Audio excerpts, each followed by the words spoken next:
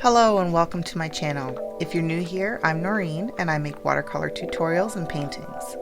This is part 2 of my color mixing series. If you haven't seen part 1, make sure you go back and watch it because that video will really help with this part.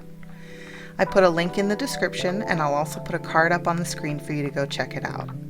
Today I'm going to show you how to create a mixing chart and explain why you should definitely make one and how to use it. Let's get right into it.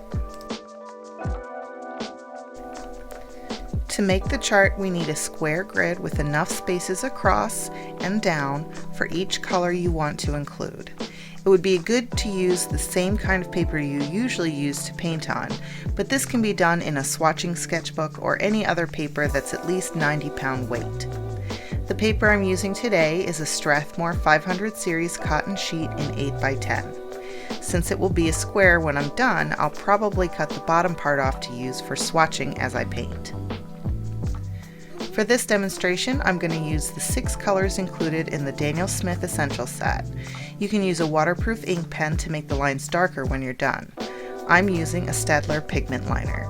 All materials are in the description below. Feel free to pause here while you complete your grid before moving on to the next step.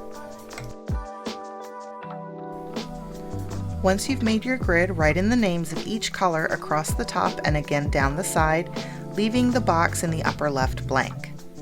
The order doesn't matter as long as it's the same going across the top as it is on the side. For aesthetic reasons, I put it in rainbow order. I like to include the pigment number as well, and the brand when making a chart for mixed palettes. I also like to paint the labels with the color in its lightest form. You could also do a gradient here if you like.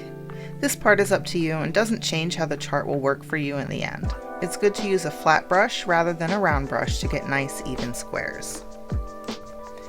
If you haven't done so already, make sure you're subscribed by clicking the icon in the bottom right corner of the screen. Every like, comment, and subscription helps me get these videos into the YouTube algorithm. Since the squares where 2 colors are the same will just be that color, I like to paint those in as I do the labels. These should be in the mass tone or most concentrated form of the color. You can also do a gradient here if you prefer not to paint the labels.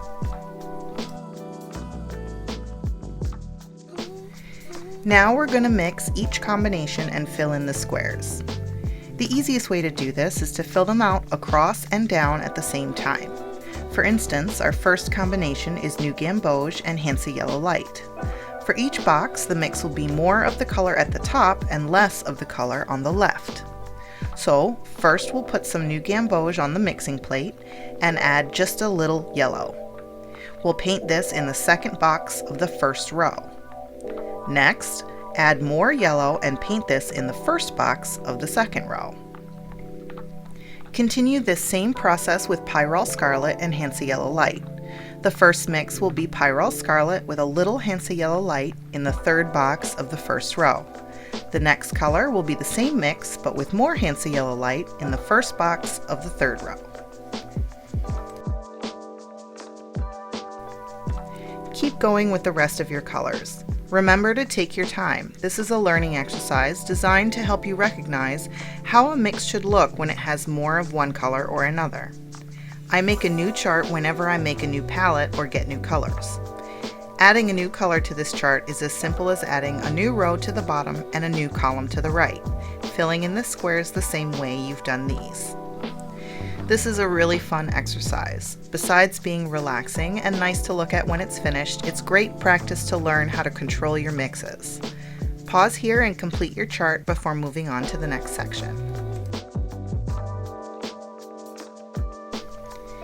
Now that you've filled it all in, I'll show you how to use it. The first way to use this is to color match to a reference. Let's say you want to match the purple in this reference photo. You take something like this and isolate the color on the reference so you can see it by itself without the other colors around it distorting the image. Find the color on the chart that is most similar. This is one reason I like to put them in rainbow order. Most of the similar colors like blues and reds will be in the same area. So this one is pretty close, and that tells me I'll want to start my mix using one of these 2 colors. The second use is to determine if a mix needs more of one color or the other. Using this example, I'm going to look at both versions of the mix of these two colors. Of the two, this one is closer. So since I know every box has more of the color at the top than the one at the left, I know I'll need to add more of this one.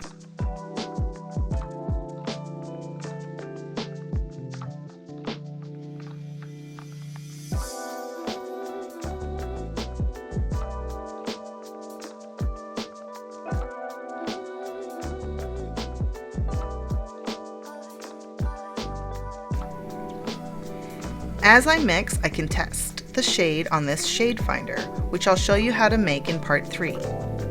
I'll keep adding more of one color or the other until the swatch is as close as I can get it.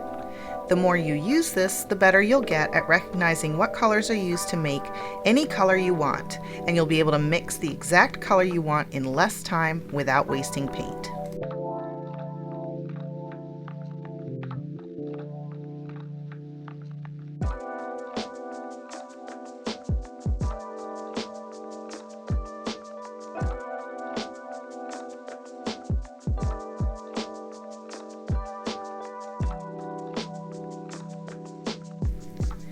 Here are some of the charts that I've made.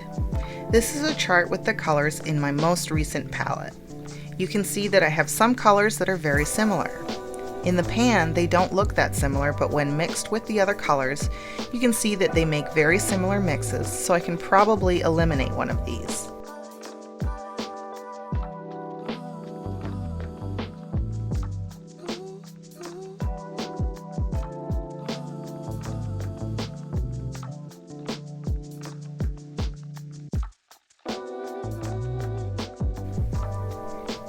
Here's a chart I made when I got my first set of professional paints.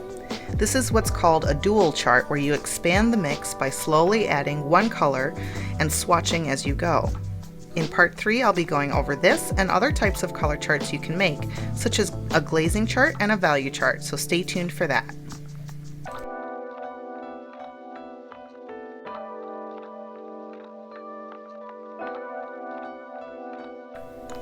Did this help you out? If so, please hit the like button and subscribe for part 3. Make sure you click the bell so you don't miss it when it goes live.